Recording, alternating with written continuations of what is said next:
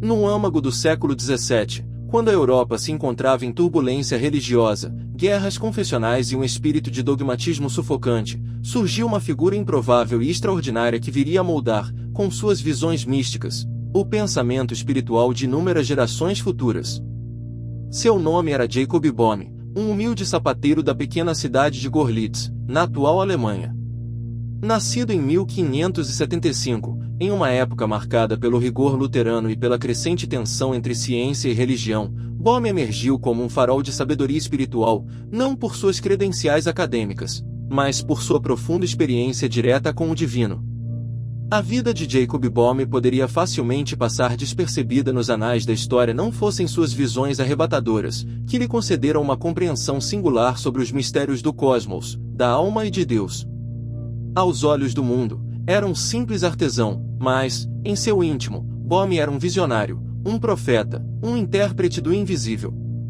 Seu legado influenciaria correntes místicas, filosóficas e esotéricas até os dias de hoje, ecoando no pensamento de filósofos como Hegel e Schelling, nos ocultistas da tradição Rosacruz e nos modernos buscadores da verdade interior. Seu legado influenciaria correntes místicas, filosóficas e esotéricas até os dias de hoje, ecoando no pensamento de filósofos como Hegel e Schelling, nos ocultistas da tradição Rosacruz e nos modernos buscadores da verdade interior. A partir dela, Boehme passou a receber, como ele mesmo dizia, iluminações interiores, não como um processo racional ou dedutivo, mas como uma espécie de conhecimento divino infundido. Jacob Boehme via o mundo como um campo de tensões entre polaridades, luz e trevas, fogo e água, amor e ira, espírito e matéria. Para ele, Deus não era um ser estático, mas um processo, uma dinâmica viva entre essas forças opostas. O próprio Deus, segundo Boehme, manifestava-se por meio do confronto dessas polaridades, o que ele chamava de angústia de Deus antes da criação. Deus, em seu aspecto mais profundo, continha em si mesmo tanto a luz quanto a escuridão, e a criação era o desdobramento dessa tensão em busca de harmonia. É uma visão que desafia as doutrinas religiosas convencionais, pois sugere um Deus que também é processo, evolução, movimento. Boehme falava de 7 qualidades primordiais, ou espíritos, que se combinam para formar todas as coisas. Essas qualidades não são apenas substâncias, mas energias divinas. O primeiro é a angústia, o segundo, o doce, o terceiro, o amargo, o quarto, o fogo, o quinto, a luz, o sexto, o som, o sétimo, a substância corpórea. O mundo, o ser humano e até mesmo Deus são formados pela interação dessas forças. Essa cosmologia mística lembra em muitos aspectos a alquimia, o cabalismo e o hermetismo, embora Boehme tenha chegado a ela de forma autêntica e, segundo ele, direta do espírito. Sua obra mais conhecida, Aurora, ou Alvorecer da Aurora na Ascensão da Manhã, escrita em 1612, foi o estupim de uma série de perseguições religiosas.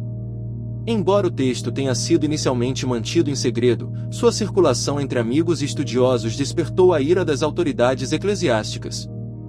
Boehme foi proibido de escrever por ordem do clero luterano. Mesmo assim, ele continuou a escrever em silêncio, criando uma obra vasta composta por tratados, diálogos e exposições bíblicas, todos impregnados de seu simbolismo místico e linguagem espiritual intensa. A linguagem de Boehme, aliás, é um capítulo à parte. Repleta de paradoxos, metáforas e expressões incomuns, ela desafia os leitores até hoje.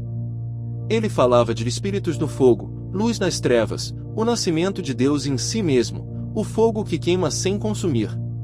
Para Boehme, a única maneira de expressar a verdade espiritual era por meio da linguagem simbólica, porque a verdade última está além da razão humana e só pode ser sugerida, nunca totalmente dita. Ele não se propunha a ser entendido logicamente, mas a despertar algo no coração do leitor, a abrir uma porta interior. E foi exatamente isso que sua obra fez com dezenas de pensadores e movimentos espirituais nos séculos seguintes. Os filósofos idealistas alemães o leram com reverência. Místicos cristãos como William Law o adotaram como mestre. Os Rosacruzes, os teosofistas e até movimentos contemporâneos de espiritualidade reconhecem nele um precursor da gnose moderna. O poeta inglês William Blake, por exemplo, encontrou em Bohme um espírito afim, alguém que também via o mundo como um campo de energia divina expressa em forma simbólica. O que torna Jacob Bohme ainda mais fascinante é a profundidade de sua teologia espiritual.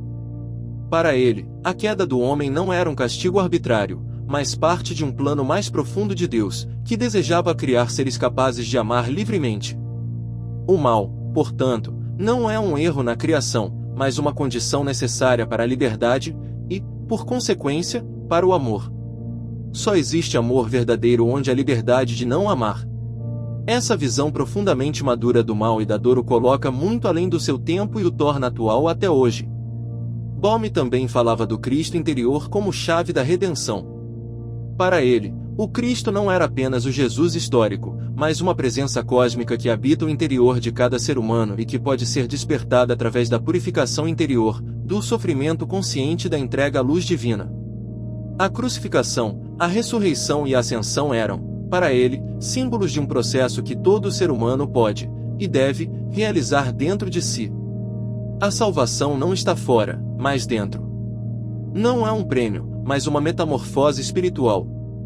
A influência de Jacob Bohme na espiritualidade ocidental é imensa.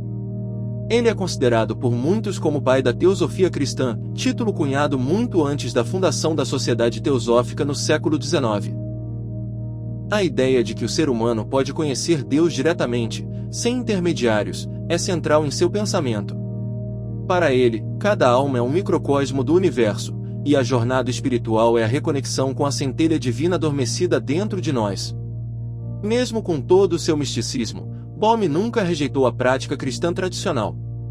Ele ia à igreja, lia a Bíblia e respeitava os sacramentos. Mas sua espiritualidade transcendia os dogmas. Ele via o cristianismo como um caminho iniciático, uma jornada interior rumo à união com o divino. Seu Cristo era fogo, luz, verbo vivo, não apenas figura histórica, mas força cósmica de renovação. Jacob Bohme faleceu em 1624, aos 49 anos. Suas últimas palavras teriam sido: "Agora vou para o paraíso." Deixou uma obra vasta, ainda que fragmentada, e um legado espiritual que ultrapassou as barreiras da religião, da cultura e do tempo. Sua mensagem continua viva, que há uma luz dentro de cada ser humano, uma centelha da eternidade que pode ser acesa, e que a verdadeira sabedoria não vem dos livros, mas do silêncio interior onde Deus sussurra.